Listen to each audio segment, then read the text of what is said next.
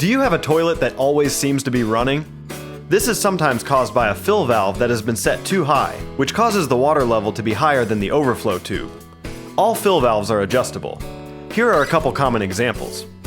This one can be adjusted with a screwdriver. And this one is adjusted by moving the float up or down manually. Because a water level that is too low may cause a weak or improper flush, you will want to check to make sure that the water fills to the appropriate line in the tank, and readjust if needed. If you have any questions about this process, call Home Spectors at 336-382-7269.